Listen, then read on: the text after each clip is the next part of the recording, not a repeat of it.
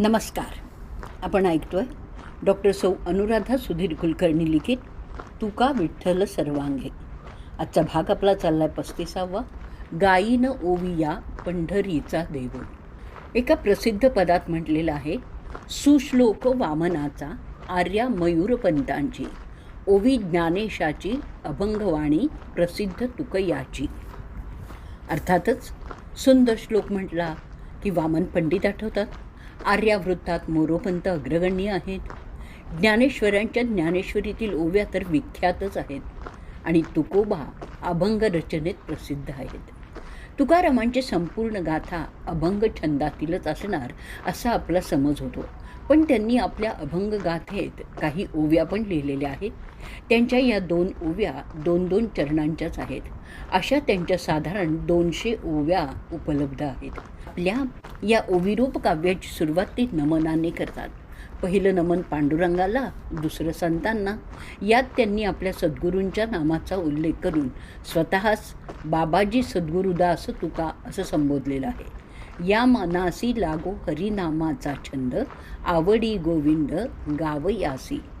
3935 ही ओवी आहे. आपल्या मनाला हरिनाम जपाचा छंद लागू देत, आपल्याकडून गोविंद नाम आवडीने म्हणलं जाऊ देत, असं तुकाराम महाराज म्हणतात. तुकारामांचं हे ओवी काव्य साधं सरळ असून प्रेमभक्तीने ओतप्रोत आहे. त्याचबरोबर अभक्त दांभिकांवर ते या ओव्यांमधूनही प्रहार करतात. मूळ नरकाचे राज्य मदे माते, अंतरे बहुत देव दूरी, दूरी अंतराला नाम निंदकासी, जैसे गोचिडासी क्षीर राहे. 3935व्या अभंगातील 9वी आणि 10वी ही ओवी आहे. राज्य किंवा सत्ता मिळवल्यानंतर उन्मत्तपणा येतो, त्यामुळे नरक प्राप्त होतो आणि देव देखील अंतरतो. गायीच्या स्तनाजवळ गोचिड असतात, ते दूध सेवन न करता फक्त रक्त सेवन करतात. त्याचप्रमाणे नामस्मरणाचा धिक्कार करणारे देवाला दुरावतात. या ओवी रचनेत तुकोबांनी पहिल्या ओवीतील शेवटचा शब्द हाच दुसऱ्या ओवीतील प्रथम शब्द म्हणून उपयोजलेला आहे.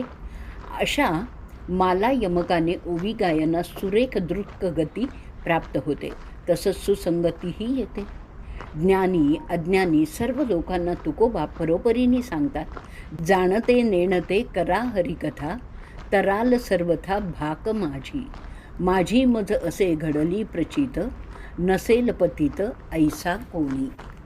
सर्व जाणत्या तसंच नेणत्या लोकांनी हरिकथा श्रवण करावी, जाणून घ्यावी. त्या योगेस ते निश्चितपणे तरतील, अशी मी आण वाहतो. आण म्हणजे शपथ.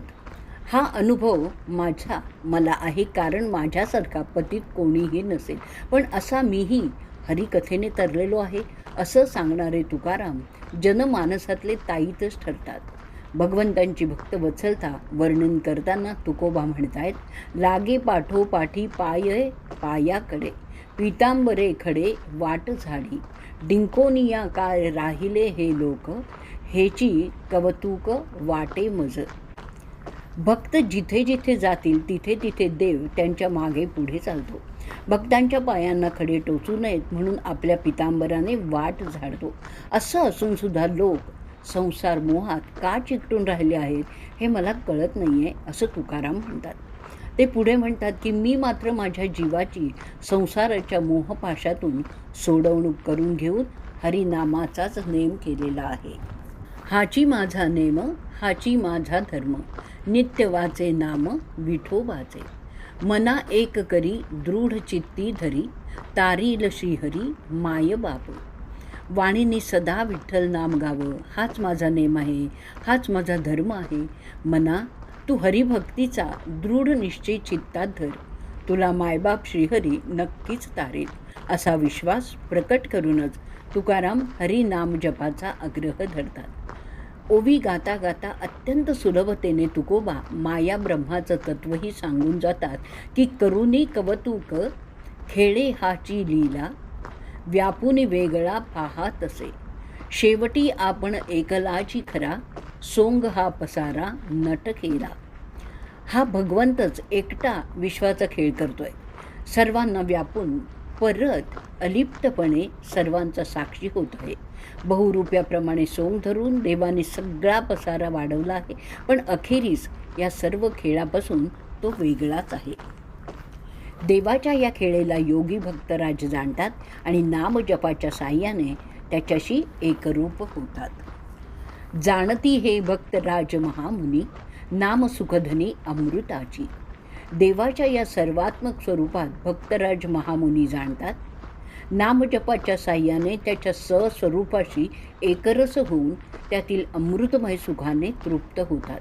असं सांगून तुकोबा म्हणतायत, माझ्या जिवलग विठोबासाठी मी आनंदाने ओव्या गाईन.